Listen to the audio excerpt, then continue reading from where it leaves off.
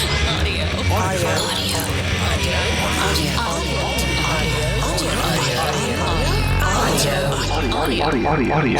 unleashed.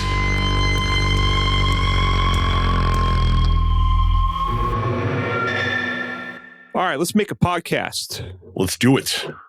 There's a nation of fans we can't let down. A world of fans, man. We are international now. I was quoting a record. Oh, God, I'm sorry. Don't you know what record that is? No, I don't. What record is it? Something Anything. Oh. You know, because like side 4 is sort of live in the studio. And there's a lot of studio chatter between the tunes. And Todd's like, oh, you know, I need a break. Hang on. You know, and he comes back. He's like, all right, I was fine. I'm fine. And some guy goes, there's that nation of fans you can't let down. Well, we're bigger than Todd Rundgren, man. We've got a world of fans. God. We've got an international fan base chomping at the bit for the next episode of Audio Unleashed. Yeah, pretty good. Yeah. Feel like you could have put your heart into that a little more. All right. Unleashed. That's better. Okay. That's uncanny. I don't think anybody could tell the difference. No. Anyway, what are we talking about this week, man? We're going to talk about the biggest news to hit the audio industry in the last several days, which is that Lenbrook, best known as the parent company of NAD, PSB, Blue OS. Blue OS. They are the U.S. distributor for Dolly speakers. Is there something I forgot? They purchased MQA, which is famous for being this. It's a format that's like supposedly folds high-res audio down into a smaller data packet that can be transmitted more economically over the internet and streams and stuff like that. And of course, MQA has been the most controversial thing to hit the audio industry in the last 5 years. So we're going to talk about what that means. Is it only 5? No, it's like 10 years, isn't it? When did MQA come out? About 10 years ago, but the really I think it didn't really become controversial till 6-7 years ago, something like that. Okay, somewhere there. Because for the first couple of years, it was kind of just demos and a couple of products. But then once it really kind of got out there, then once that Archimago guy published his takedown of MQA, right? That's what really set it on fire. And then Chris Connolly, the guy who did, I can't remember what his site is called now, but he did Computer Audiophile. He's got a new site. It's called, I don't know. But he did a presentation on MQA at the Rocky Mountain Audio Fest, and the MQA guys were in the audience basically, attacking him. Yeah. Like really attacking him. And it's incredibly controversial, and we're going to probably not talk so much about the controversy because that's over, but we're going to talk about what this means going forward for MQA and why they might have purchased, why we think they might have purchased MQA, and et cetera, et cetera. We will completely unpack this, and since we are Audio Unleashed, we can just make up whatever stuff we want to. We're not journalists. When we do this, we're not journalists here. We are just two guys, relatively informed guys talking about audio. We are the Statler and Waldorf of audio. Yes. The staid rules of mainstream journalism do not apply to us. Yes. Do we have anything else to talk about? We do. You had sent me a Stereophile review of an amplifier in Infigo Method-3 monoblock power amplifier. Is that? Yeah. Did I pronounce it correctly? Infigo? I think you did. Yeah, it's some kind of Latin word meaning something good, I guess. I keep wanting to say in fuego, but no. Anyway, no. That would mean the amp's on fire. Which, for this amplifier, I don't think would be out of character. That might be an improvement. But yes. So anyway, you sent me this, and I have to admit, I'm just being honest right up front. I didn't actually read the review itself. I read Atkinson's write-up of his measurements. Yeah. And I read the manufacturer's response. And needless to say, I think there is fodder. We could do a whole episode about this review and the manufacturer's response and the manufacturer's website. We're going to do one segment about it, but this one is going to be, if you're wearing gloves, Brent, I think that would be the time to take them off. So I think I will. I have some things to say about this. This punches all my buttons. No way. I would not have thought. It really does. Anyway, what's up after that, man? We are going to, you turned me on to this YouTube video in which someone employed an AI, artificial intelligence thing. And I'm going to misspeak here because I don't know all the hip terms for AI that you kids use, like large language model and stuff like. I mean, I know the terms. I don't know what they mean. But so this AI listened to 20,000 hours of music, and which is, roughly 20,000 albums. I don't know what genre all that was, but you can explain all that stuff. And we're going to find out what it found out and see what conclusions it came to. I mean, you could listen to 20,000 hours purely of like Grateful Dead bootlegs. I probably have 20,000 hours of Grateful Dead bootlegs. I can't. Hang on. What did it learn from that? I don't know. No one ever plays notes outside the diatonic scale of the chord that they're on. I think it would probably learn that Dark Star is more of a concept than a song. Maybe that's what it would learn. All drummers play behind the beat. As they on should. On every song. And Anyway, that's going to be fun. And we have got another segment for our Patreon subscribers. What are we going to talk about for them this week? Oh, I wanted to talk about this because, the CEDIA show, Custom Electronic Design and Installation Association, which is for all the custom installers and everything, that just wrapped up, a week ago. And as part of that, Monitor Audio introduced a new line of in-ceiling speakers, which I thought this line looks really cool. And I thought this is a good chance to talk about where we're at with in-ceiling and in-wall speakers, which have been around for, 30, 35 years, something like that. And have always been their own little niche. But I think it's probably important to look at where do they make sense now as opposed to 20 or 30 years ago? Because everything has changed in terms of home theater systems are a lot more complicated, number one. Number two, homes have changed in the last 20 or 30 years, which we've talked about before. Yep. And number three, nowadays, 20 years ago, there was no way to get multi-room sound unless you had a pretty complicated, custom-installed multi-room audio system, with the wires running through the walls. And that's why you had in-ceiling and in-wall speakers in a lot of cases.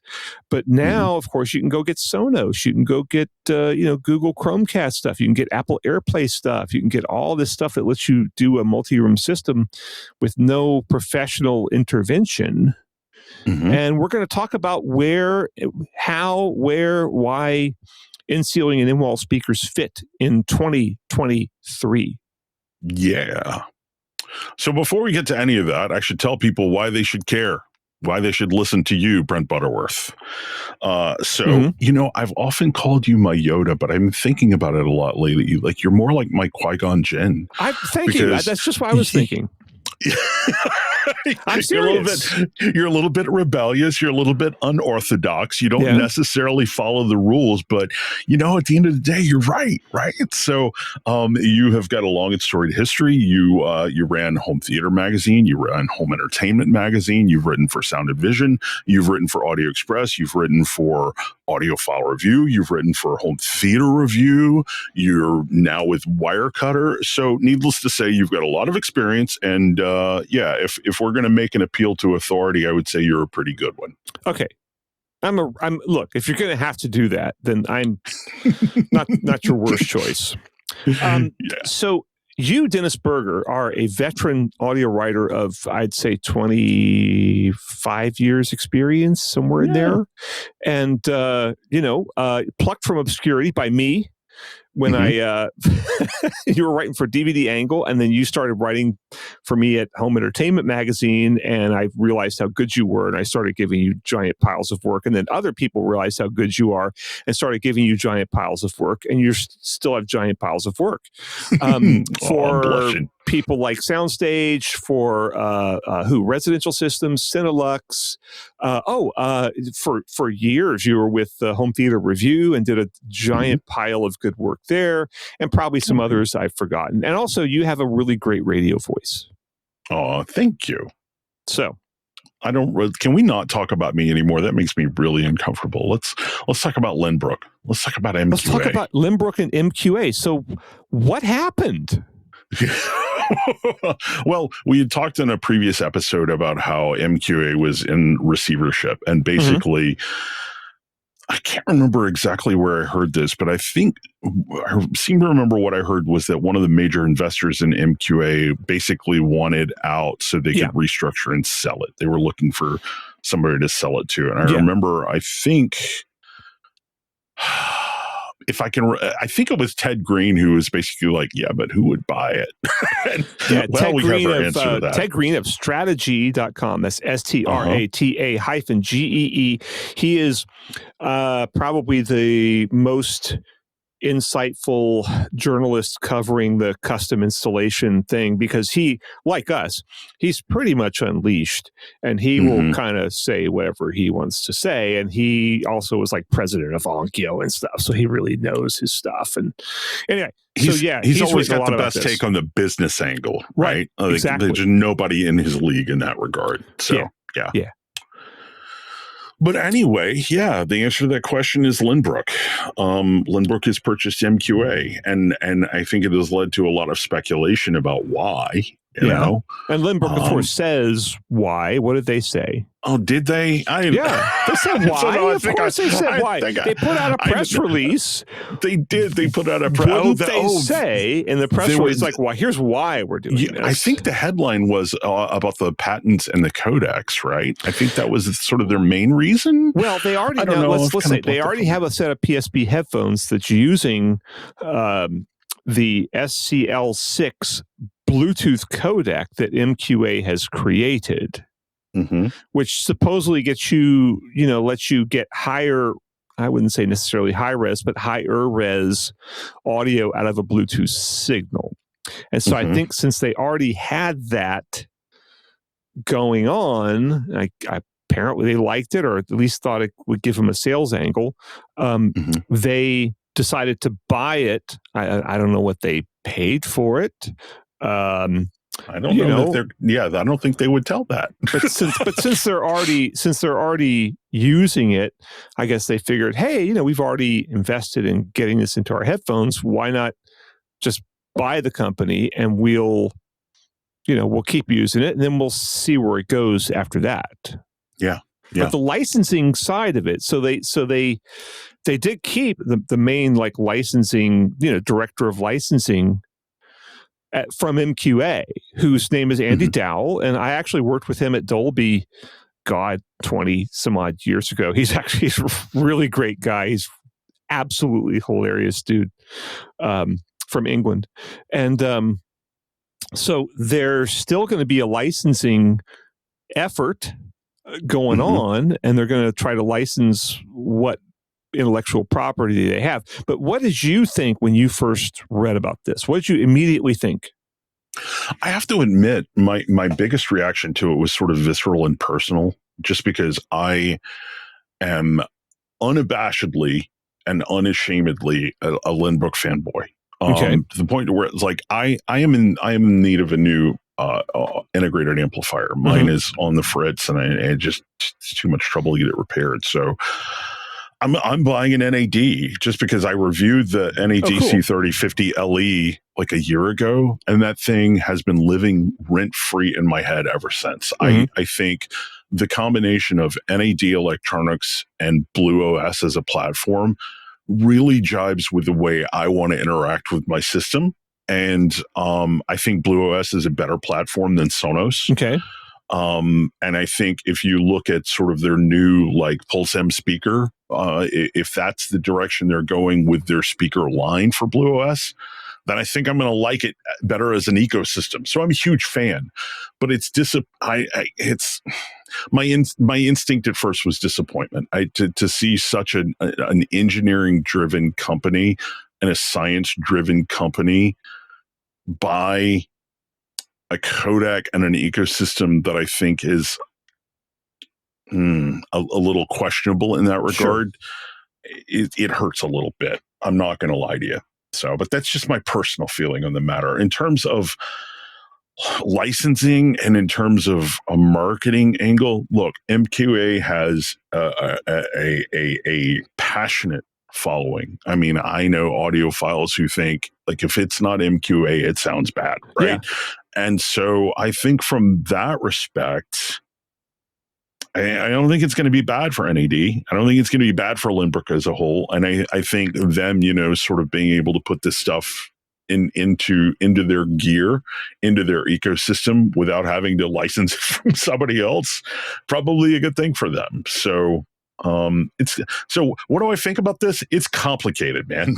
I hate it, but I understand it. So what do you think? Well, I thought as soon as I read this, I thought they're going to patent troll this thing because Bob Stewart, the guy that invented MQA, as well as Meridian lossless packing and most of the stuff Meridian has made, Meridian, very well established and very innovative high-end audio company.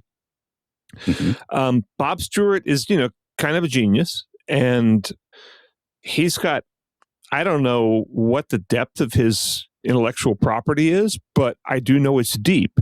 And I'm going to guess that there's a lot of stuff in the patent pool there that if you wanted to patent troll that stuff, you probably could and go out and file all kinds of lawsuits against people who are, kind of using some little corner of that technology. Yeah. And you could probably sue a Sony or somebody like that, or even like who knows. So, what do you think you could sue a Sony for? Like, what do you think they might be? How do you think they might be infringing? What? I don't know.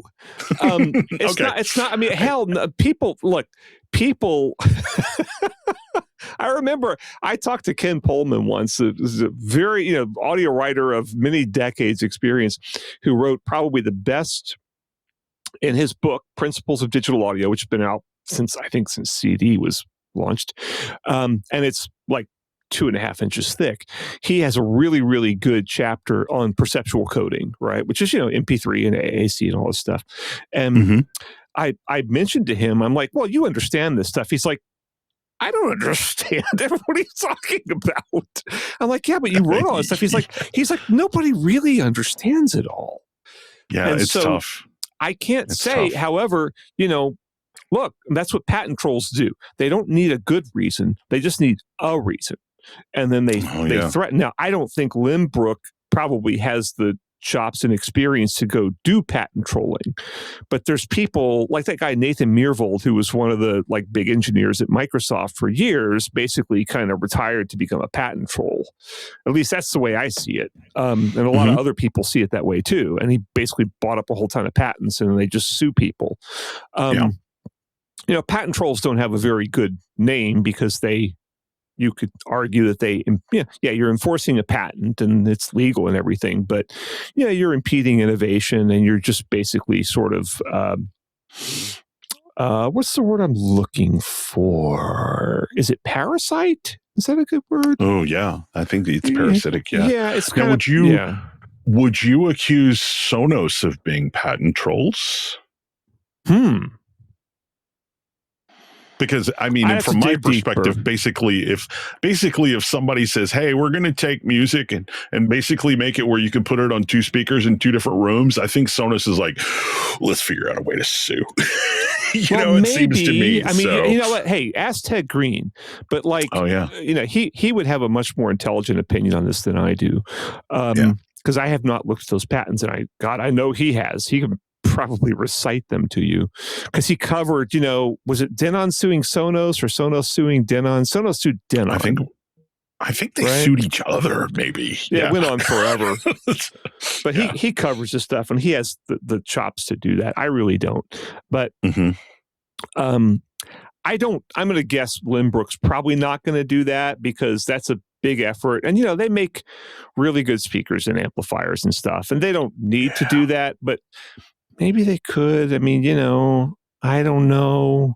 But a lot of people in the industry have kind of done the patent troll thing. And I mean, you could argue that, Bob Carver, who I love, kind of did that with his subwoofer. And granted, he did come up with that idea, but there was so much prior art on it that he couldn't win. He tried to license it and he couldn't. And he could, but API, Audio Products International, which former parent company of Mirage Energy, etc., basically said no way, no, and they fought him, and that was the end of that.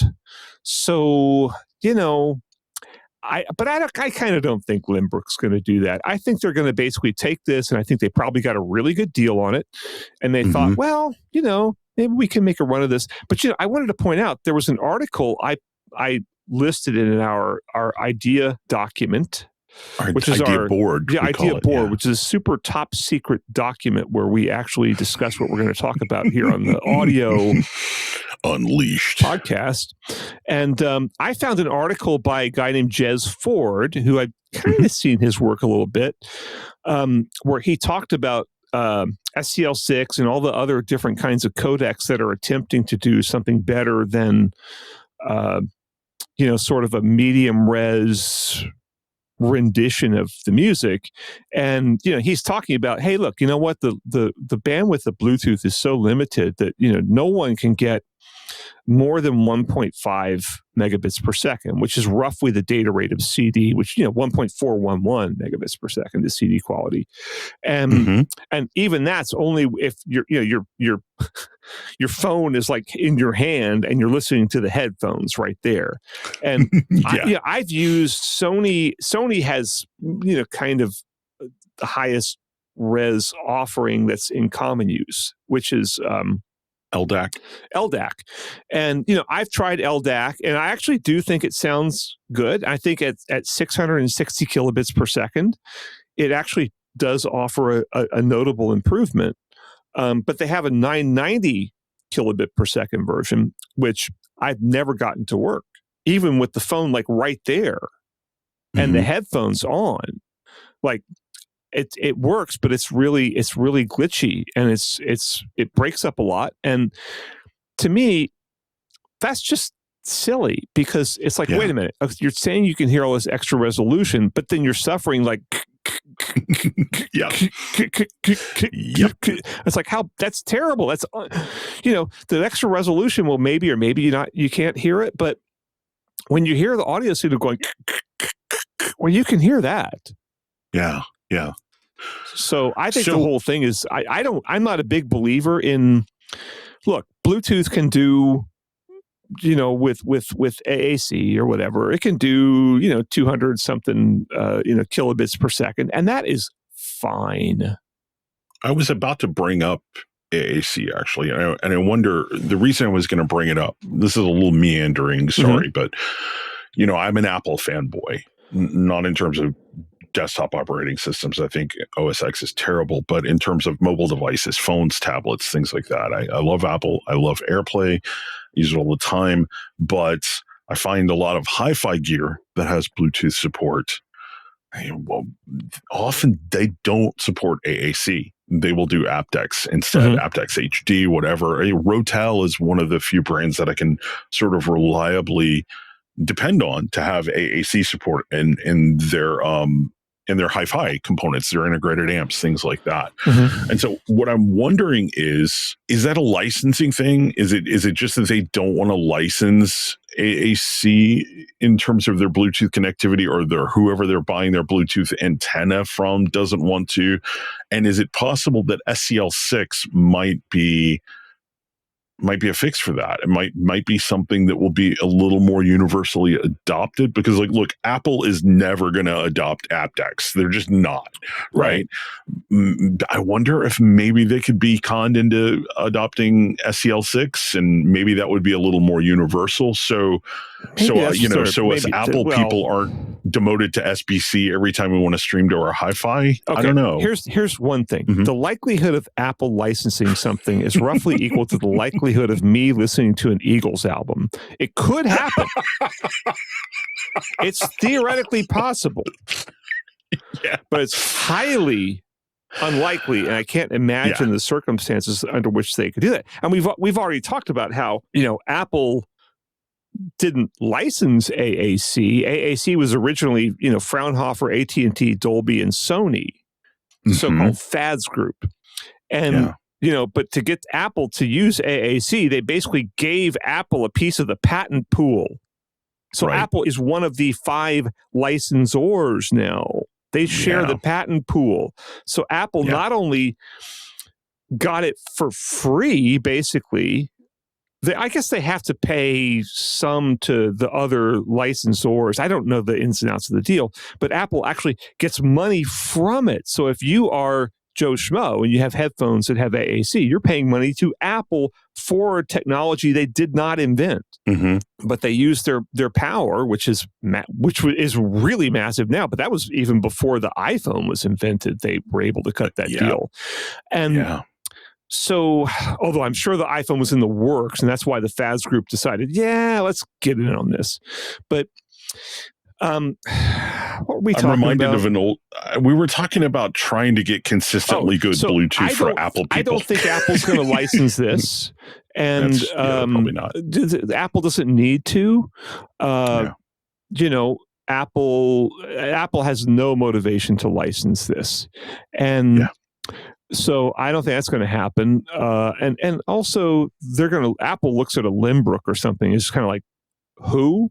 I mean, can Lenbrook even get a meeting with Apple? So, and Lenbrook is a pretty big audio company, but they're not even remotely close to being on Apple's radar. So I don't think so. And I think that, whatever version of Bluetooth you have that's running at 200 plus kilobits per second, 192, whatever, something up in there, that is really, really, really good. You probably can't hear the difference between that and CD quality or high res for that matter. And so just go with it. But, it doesn't hurt. So you're not really hot on the SEL6 then? No, I'm not hot on any of this stuff. I'm reminded of an XKCD comic from years ago. I can't remember what it was, but it was basically like there was 2 people complaining. I think there are 13 competing standards here. This is ridiculous. We need to design one unifying standard that everybody will use. And then the next panel is there. And now 14 competing standards. Yeah, exactly. That's exactly what happens. But look, it's not like I am on a quest for better sound always. However, I am one of extremely few people who is willing to admit, no, there's no potential for better sound here. Let's explore something else. This is essentially perfected. And I think this actually is a good time to lead into our next segment about things that I feel are essentially already perfected, and that people keep trying to come up with ways to sell you on supposed improvements. I think that's like your best segue yet, man. That was really good. I'm getting more professional now. Did you plan that, or was that just improvising? Totally improvised. You really are a jazz man.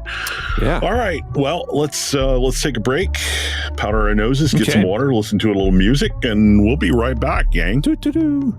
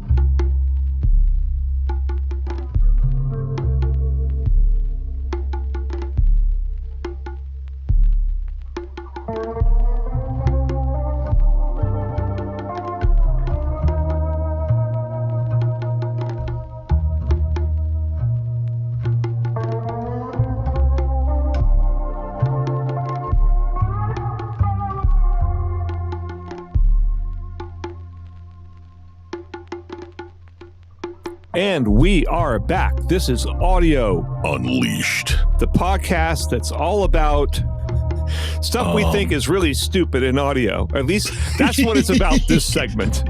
Not to spoil it, not to spoil the suspense. This is you're really underscoring the whole Statler and Waldorf metaphor, man. This is going to be classic audio Unleashed. This is going to be we're going to be off the chain here is what it's going to be. This is going to be like the Eagles playing Hotel California. Oh, no, hopefully it's going to be way better than that. Good. Yes. Oh, man. Not to disparage the Eagles. I mean, yeah, we all got to make a living. I can disparage the Eagles. I can too. Sorry. Yeah. Anyway, what's going on here, man? So I stumbled upon this review because, I flipped through. I don't get the magazine anymore. I was on the comp list for years because I used to write for their. No, well, I moved. Maybe that's why I fell out because I couldn't get off the comp list. I kind of wanted to be on it anyway, but I finally am not on it because I moved. And nice. I think I'm still on the Sound and Vision comp list though. But anyway, so I go to the website because everything's on their website for free. So, I was just kind of looking at the latest reviews and I saw this one that was the Infigo Method-3 monoblock. And I just thought it's Jason Victor Serenas. He's, one of my favorite classical music reviewers and stuff. I thought, well, let's just kind of poke around this for a second. And because also it kind of looked a little weird. It has these kind of weirdly machined heat sinks and stuff on the side. And I started digging into it, and honestly, I'm kind of reading his review, and I'm looking at the, in the beginning, and the stuff that the manufacturer's talking about. It just seems like because Stereophile a lot of times will kind of in the beginning of the review, they'll just kind of quote the manufacturer a lot, and they'll kind of let the manufacturer have their say. But I'm reading this, I'm like, because this just sounds like the biggest bunch of malarkey I've ever heard of, and granted, I've read a lot of issues of Stereophile and the Absolute Sound, so I've heard a lot of malarkey, and so I'm reading this, and I'm like, what is this guy talking about? And he starts talking about how. Let me see if I can find some of the really choice quotes here. While you're looking for that, I want to underscore that this is $55,000 per pair monoblock amplifiers. Yeah. So this is Jason writing. Wishing to understand why different amplifiers completely changed the sounds of audio systems, and this is referring to the company founder, he headed down a deep rabbit hole and approached amplification from a different point of view than many. Okay, so I did a gig one time with a very, very talented musician who in LA, I can't remember his name, really good player, plays with a lot of bands, but he plays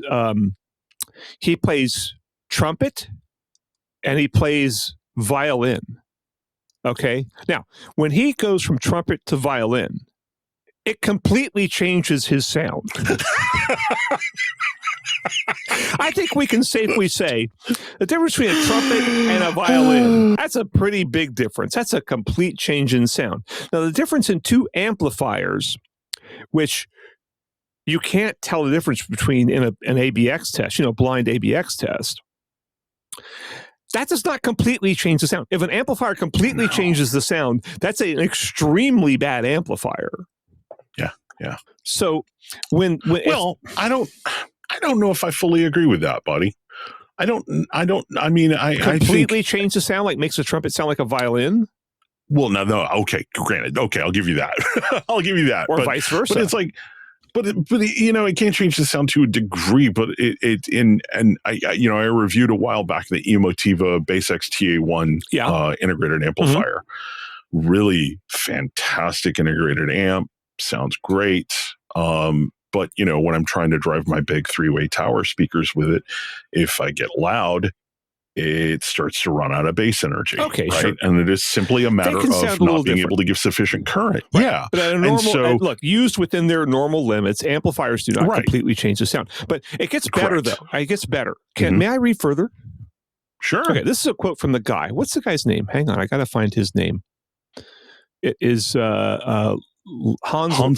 Lumen. Okay, from Denmark. And so he says, I treated music as if it were my nanovolt charges on particles in paper pulp, if you will. He said, I won't. I will not. No, I must continue. You need to fully understand this, Dennis. So, quoting again, those charges are so delicate that they will change or be destroyed if you touch them. Which is like, okay, wait. So you're saying like this is like music is so delicate that it will change or be destroyed if you touch them. But then I have to point out, I just have to point this out, that like up in the article, Jason and I think another Stereophile writer, Kim McAuliffe, are talking about how good this amplifier sounded when they used it with the Alta Audio Atom speakers, which we've already covered here on the Audio Unleashed podcast, which are extremely colored sounding speakers that have frequency response that is just wackadoodle. In fact, I even wrote a piece of music called the Wackadoodle Waltz, just as a tribute to these speakers that are so messed up. It's like, wait, dude, you're saying the music is so delicate that you can't touch anything or it'll destroy it, and yet you're partnering with a speaker company whose speakers are like way out in the stratosphere in terms of coloration, among the most colored high-end speakers you could probably buy. So that's some more baloney. But so anyway, so I started going through this. I'm just like, oh my God, look at all this stuff. But then I got down to the reader comments, and the readers start talking about the measurements and what a disaster they are, and how, they went through 4 samples of this thing. So then I had to switch to the measurements. But why don't you talk for a little bit and talk about what John Atkinson found in the measurements? Well, it starts off the rails.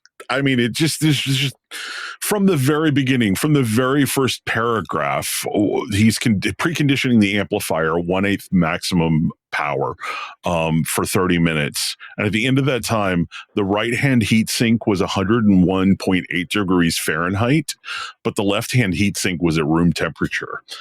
You know, that is literally just scratching the surface of everything that's wrong. So let's see, what's next? There's just so much. I almost don't know where to start.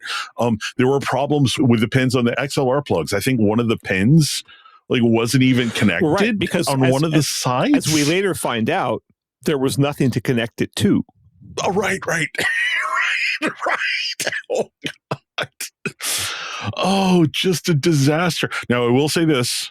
The square wave measurement looks pretty darn good, looks great. man. That's the only thing that looks good. This amp has got a really good slew rate. But everything else is a disaster. It could have double the slew rate if it was actually, if the amp that Stereophile tested had actually lived up to the advertised characteristics.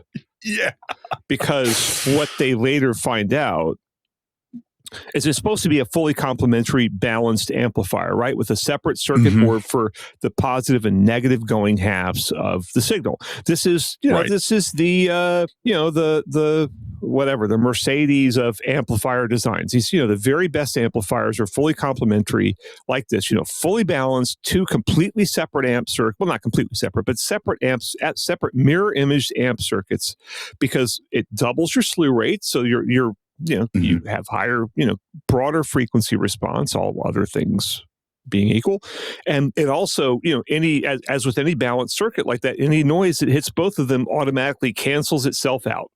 And so you should have a really low noise floor. So that's, all the very best amp, the very best super high-end amps from people like Constellation or D'Agostino or whoever are all, this is like the top of the line topology, except one of those boards was not in the amplifier.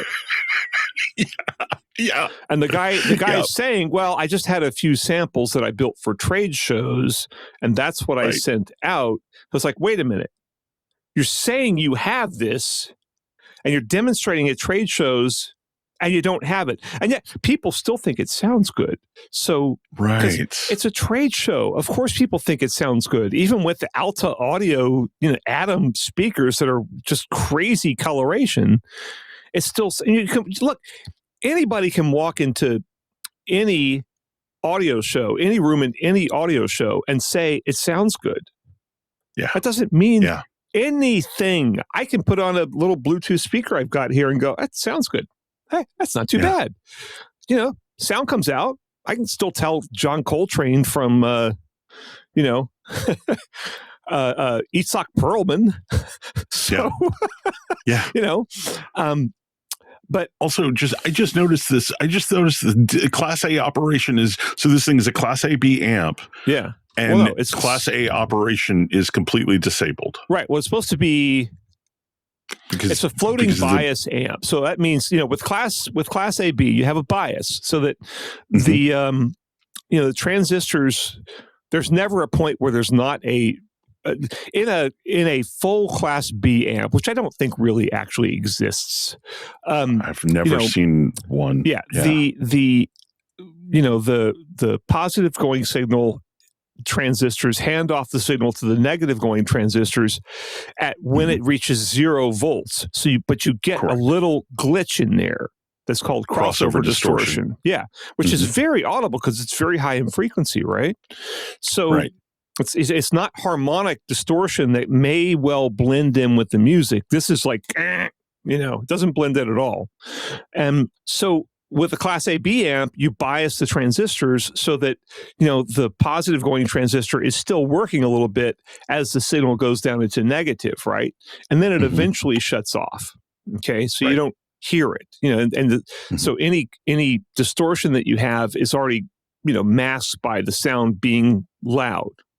So anyway, And if you're listening at really low levels, you're listening at pretty much Class A. Right. Yeah, sure. That's exactly. Because if you're biased at 3 watts into Class A, you're not going to.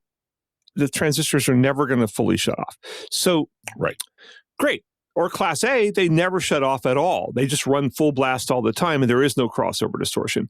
But this guy has what they call a floating bias scheme. So in other words, the transistors never really shut off as they would in a Class AB circuit.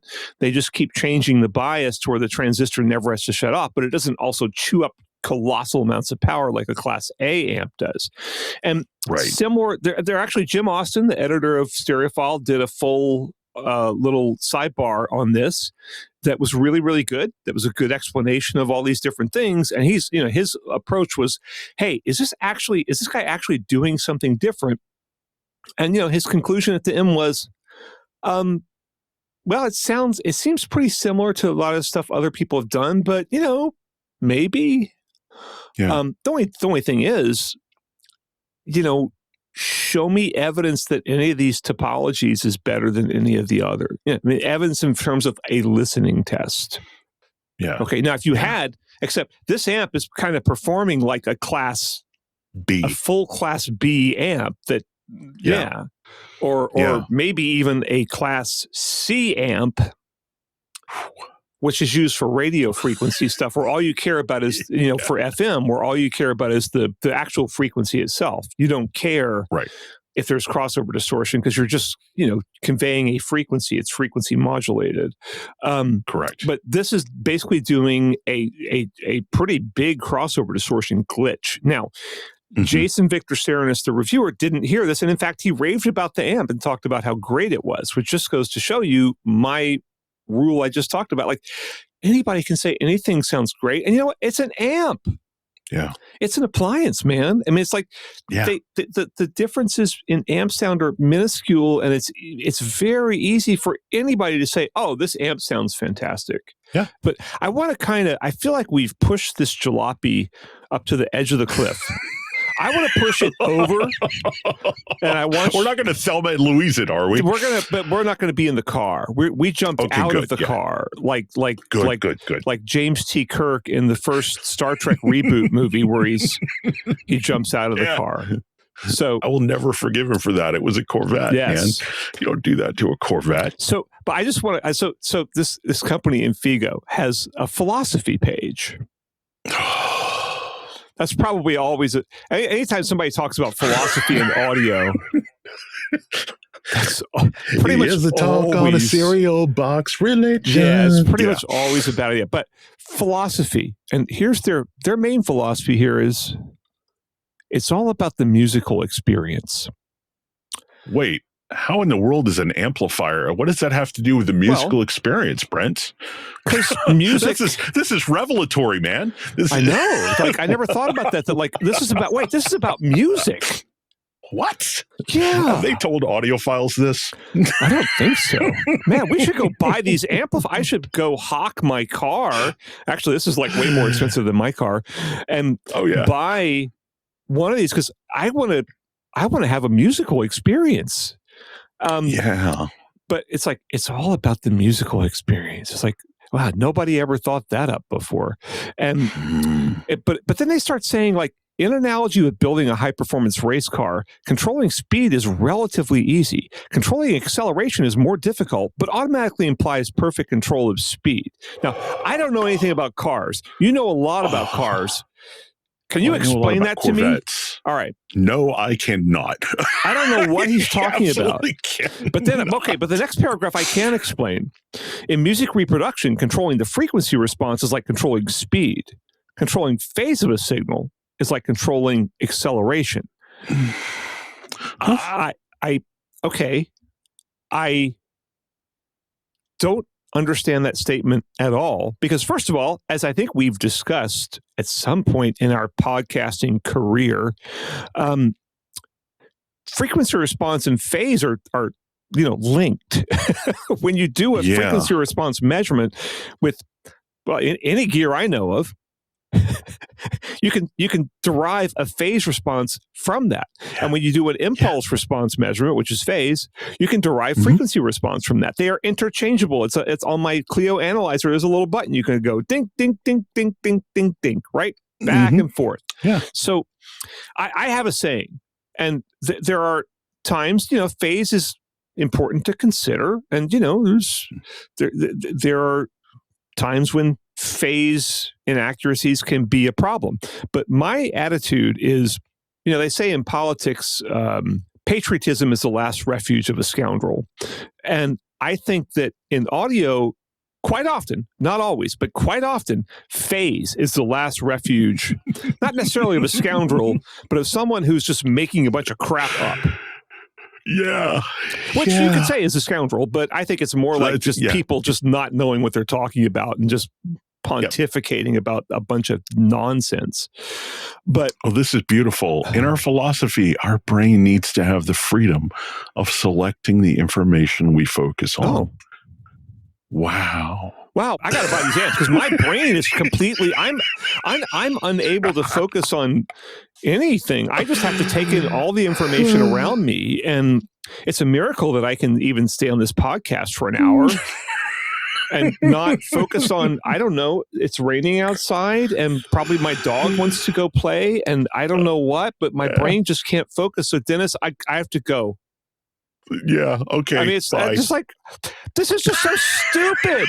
I'm sorry. This is just stupid. And the fact that an industry exists that allows this garbage to promulgate, is that the word I'm looking for?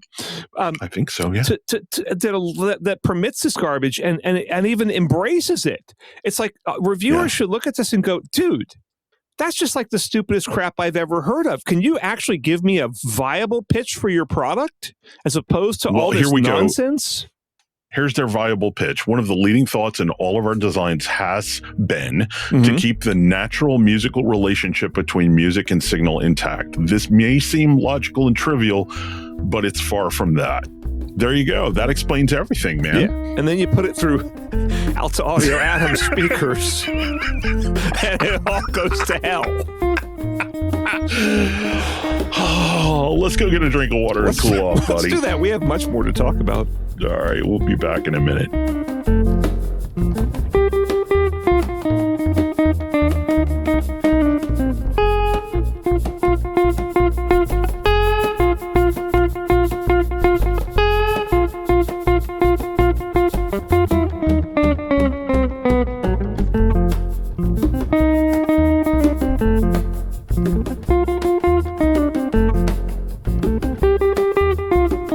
And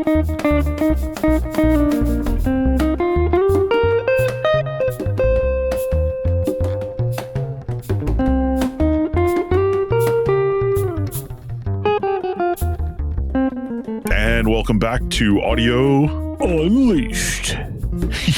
I'm Dennis. And I'm Brent. And in this segment, we're going to be talking about a video from 2 Minute Papers, which is a YouTube channel that I follow religiously. 2 Minute Papers is it's a YouTube channel that basically digs into the newest white papers released about research into artificial intelligence. And they've been at this for a long time, like since before most people were talking about AI. But the reason I'm specifically bringing it up for this episode is they did an analysis of a new paper on a music language model called MusicGen, which we've talked about this in previous episodes. Basically, these music generation neural networks who can take and sort of listen to a bunch of music, and then you can that have been sort of tagged with metadata, and then you can describe what kind of music you want to listen to, and it will generate something. Well, this new one is actually, a few episodes back, you proposed this thing to me, like, could you create like a Yes album that wasn't Tales from the Topographic Oceans with like Dwight Yoakam playing on it? And I was like, yeah, I don't know, maybe 5 years from now or something like that. This paper and this new model shows we're kind of one step closer to that. And so I wanted to sort of talk about that and talk about the implications of that specifically with you, because you're a musician and I am not. And you are. Well, I couldn't perform on stage the way you do. I'm a very hunty pecky kind of keyboard player, right? So, but you could like get up on stage and like jam with people, and so I consider you to be a real musician. But Deadmau5 can't, to my knowledge, get up on stage and perform with people either, and he's a musician. That's true. That's a good point. I mean, he puts on that hat and just like kind of like shakes his hand in the air and then drops the bass and stuff, whatever. There's a problem. I don't look good in hats. But he's got that mouse head thing. Yeah. So you just need to come up with a gimmick like that. Then you can stand behind a bank of stuff and look like you're doing something. Music is easy. And now we don't even need that because you have the AI. So all you need is the physical act of being on stage in whatever costume and engaging in some sort of antics. Yeah. So tell us more about this. How good is it? Did you actually try anything? Did you actually try creating music with it? I did. I know. So he gives a link to basically a sort of model running on a site called Hugging Face, which is home to a lot of sort of neural networks that you can play around with. What I'm actually thinking of doing is setting up a local instance and running this on my GPU so I can have more control over it. But I did play around with it. It did generate some different music. And I have to say, it's startling to me how advanced it is. And there's two things about it in particular that stand out to me. One, when you're describing your prompt, and prompts can be, I'll just use examples from the paper. Prompts can be like, one prompt was a pop track with catchy melodies, tropical percussion, and upbeat rhythms, perfect for the beach, right? Previous music generating language models have struggled with basically integrating all of that, right? And they just kind of get, we'll do as best we can based on our training data, right? Well, this new model was trained on, as the headline said, 20,000 hours of music. And it's really responding to those nuances a lot better. So that track that I just described, you listen to it and go, that does what it says on the tin. That's exactly what it is. And there's another one, a grand orchestral arrangement with thunderous percussion, epic brass fanfares, and soaring strings created a cinematic atmosphere fit for heroic battle. And you listen to the music that this music gen is creating, and you're like, yep, that is what that is. Whereas the previous large language models would maybe miss an element. Maybe they wouldn't do the thunderous percussion or what have you. There's another big difference from this that I think is an even bigger deal. So a lot of these music creation AIs, the ones that don't use MIDI, now some of them use MIDI, and some of them are actually using more of a diffusion model where they're creating the whole thing, right? So the ones that sort of create an audio file and not a MIDI file, they've struggled with something that is called coherence. And an AI specifically with regard to music, the way I would describe that is like with the old models, if you create 2 minutes of music and maybe it's responding to the prompts you're giving it, but you play the first 30 seconds of the song and then skip to the last 30 seconds of the song, and it doesn't sound like it was created by the same people. It doesn't sound like it was even the same like song, right? And maybe along the way it would, you know, evolve and morph into something like that, but you couldn't create 2 minutes of coherent music that sounded like it was created to be 2 minutes of coherent music. This new music gen can actually do that, and it's actually like sort of sprinkling leitmotifs throughout the music. It's really creating a composition from beginning to end. Well, here's the question. I have to say though, go ahead. I have to say that I find all of this really depressing. But you listened to the music, presumably, that you had it concoct. I did. I created some of my own, and then I listened to all of the samples that they included in the white paper, in which they compared Music Gen to 3 of the most successful previous models in this space: Music LM, Riff Fusion, and Muse AI. And so I, you know, in addition to creating my own, I created the stuff that they consider to be most representative of this new model. And a lot of it was, quite frankly, like I said, really coherent and really, I mean, I think I wouldn't be surprised to hear some of this in the background of a TV show or something like that, or a low budget film. But the big question here is, did you enjoy the music? No. Okay. No. Did you enjoy it just because you knew it wasn't by humans, or? Oh, that's an interesting question. I mean, I don't know. Did you have bias? Did you have bias going into this? I mean, and did you, you know, given that it's ultimately reassembling a lot of things that humans have previously created. Well, it's not really reassembling them so much as it is synthesizing them in a way, you know. But the problem with me is none of it was. Once you got over the shock of the cat walking on its hind legs, right? Once you got over the initial, a computer like hallucinated this, there was nothing surprising about any of it. You know, it's just, there was never any interesting choices. So this is largely based on what's called large language models, right? The type of neural network that they're using to do this. And in a lot of ways, it is sort of like predictive text on your phone. You know, there's the whole meme that goes around like once a year where it's like, type in this word, and then from there on out, just hit the middle of the 3 predictive text words and see what it says. And, you know, once you get to a point, it's just incoherent, gobble, right? Well, a lot of this stuff is sort of like that. The different threads that it's putting together, it's using a statistical model in all of the training data that I have listened to, right? If I have a C, what is statistically likely to be the next note if this song is in the key of G, right? And it will give more weight to that. And that's the way it's creating this stuff. It's looking, what are the probabilities that exist within all of the music that I've been trained on? And given this, what is likely to come next? And it's sort of doing that. It's pushing the middle button on the predictive text. It's simply getting better, and it's getting more coherent, and it's getting to the point to where it can string together 2 minutes worth of that. And it doesn't just sound radically different from minute to minute. But you know, humans, that's the thing for me is humans are sort of doing what AI does anyway, right? Human artists.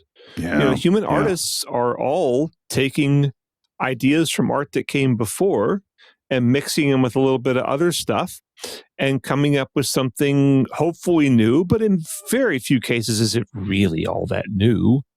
It's just slightly in the music I do. It's an obvious, you know, rip of whatever my influences are, you know, Thelonious Monk and, you know, ZZ Top and, you know, and many others, obviously. But, you know, it's just I'm kind of randomly putting together stuff and like trying things and going like, oh, I like that. I'll continue with that idea. Yeah, but isn't like the album that you made with Ron, I mean, wasn't the biggest part of the enrichment for you, the actual doing, the solving the problem, the creation act? It wasn't that more important to you than the finished product? Yeah. But so I guess for me, my biggest problem with all of this is that I think the point of art has as much to do with what the artist gets out of it as what the observer gets out of it. I agree completely. And so what I just don't understand, unless you are making a super low budget movie or a video for YouTube or something like that, and you just don't want to learn how to make music and you need something for the background, I can see this being, of use there. But otherwise, you've ended up with a piece of music, but nobody put their heart into it. It doesn't mean anything to anybody. So what's the point? I don't know. Here's the thing. I have many things, but here's a thing. So like if you look at jazz, which is what I come out of, right? So jazz musicians, jazz musicians before were people that played in maybe big bands, or maybe went and toured. Thelonious Monk went and toured with like someone who sold like, potions and stuff, or maybe it was like a religious show. I can't remember. Some kind of real low rent thing that toured around doing this sort of hucksterism stuff. And a lot of those, a lot of people that sort of invented jazz, were people who, played in big bands where they're going right, but being like, oh, I want to, so I just played this gig where I'm really constricted. I'm going to go hang out at Minton's and mess around with some of my buddies and try to come up with something different, right? But nowadays, jazz musicians are almost always affluent kids who went to music school, and or relatively affluent. I mean, Berkeley College of Music, I think they're up to something like around $200,000 to get out of there with a full degree. And wow, which, good luck making that back. But you got to basically be from a fairly affluent family to get through one of these institutions. And now every college, there are cheaper ones, but even North Texas State, which is where I graduated from, which is now called University of North Texas. I was looking at their tuition a little while back, and it's,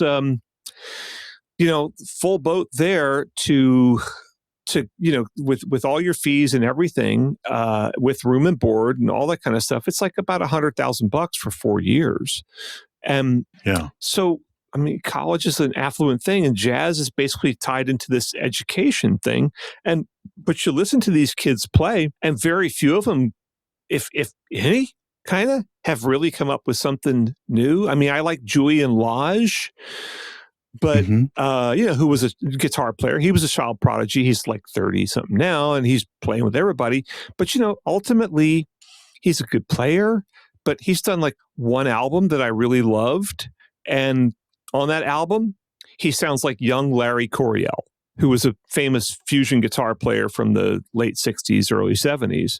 And it's not really anything new. And I listen to so much of this stuff. I'm kind of like, because they're just playing the stuff their teachers told them, and their teachers are not, John Coltrane. Well, he's dead, but Sonny Rollins is not teaching saxophone at these schools.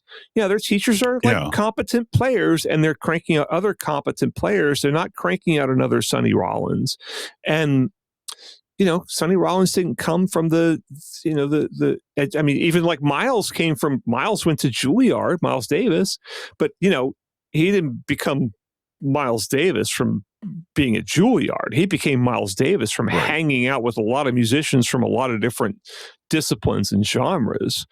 And, and so I think that maybe AI could do better in jazz than what we have now. And for God's sake, the top 40 is just a bunch of cranked out stuff that all sounds the same. Can AI do worse than that? Can AI do that? Well, yeah, because it's not hard. You don't even have to. I mean, but AI might be able to do better. Maybe better than the sort of lowest common denominator. But it's like I don't actually disagree with anything you're saying, but I can't imagine AI coming up with anything like train AI on the history of jazz, right? Uh-huh. And I still can't imagine it coming up with something that sort of hits me the way the contemporary noise ensemble does, right? Right. Or the comet is coming, right? And yes, I understand the roots of where they're coming from, and I understand that they're standing on the shoulders of giants, but they still took a turn that nobody quite could have predicted, right? Uh-huh. And yeah, maybe that's rare, maybe, but I guess, and this goes back to something I've said in a previous episode, my biggest fear is that we're just going to cede our creativity to these machines, and at that point, then they're no longer fed on human input, and there's no chance of anything creative or different. Maybe. And like I said, we're starting to see that with image generation, where there's so much AI imagery flooding the web now that it's filling the training data sets that these image generation AIs are fed on, and now they're getting worse. So I still think the point of art is not necessarily for it to be something commoditized into the background. The point of art is the doing it. And I just, I totally agree. As an artist, I do it for my own enjoyment, far my own satisfaction, far more than what anybody else thinks. But I got to point out, maybe the people creating these AIs don't have a kick-ass creative process. I mean, the great artists and musicians are not necessarily people that have all this great skill at manipulating an instrument, or who have the ability to mimic their heroes and who know absolutely everything there is to know about music theory or something, right? The really great artists are the ones that could take disparate ideas from unexpected places and bring them all together and find a way to make them work. And I think that the people that are doing this AI are more like the typical teacher at a jazz music school, where they're basically teaching. I'm not ridiculing these people. Some of these people I love. Some of them I have learned a great deal from and really admire, and I think are wonderful people. But they don't teach you how to be a great artist. They teach you how to mimic great artists and how to make a living, for God's sake. You don't make a living necessarily by being a great artist. In fact, you probably don't. You can I could make a modestly steady income, not much, but I could probably live off of it just by being a generic jazz bass player, which means you can go get corporate gigs. You can go get all kinds of gigs playing the same 50 tunes over and over again. For God's sake, I could join a country band. And that's kind of the same thing. It's kind of the same 50 or 100 tunes with a couple of new ones thrown in. But, you're doing kind of a lot of the same thing. And it's not that hard. And you can make a lot more money by mimicking. You can make a living by mimicking what's been done before. And I kind of feel like all this AI is done by people that have that mindset. Am I wrong? I'm not an AI expert like you are. I think you're right. But I ultimately think what it is just it's just about content creation. It's the reduction of art to content. It's filling spaces, and I don't know. I thought I would be excited for the day that a music generating language model could do something really convincing, and instead I'm depressed. But just because the future's coming faster than I can deal with it. So but I do. Much as I'm arguing here, I do kind of agree. Like, I'll go see any mediocre sax player in some or mediocre singer songwriter, because you don't know what you're going to get. It's unexpected, and it's probably not going to be horrible. It might be boring, but there's a 1 in 10 chance it'll be really inspiring and exciting and personal and stuff.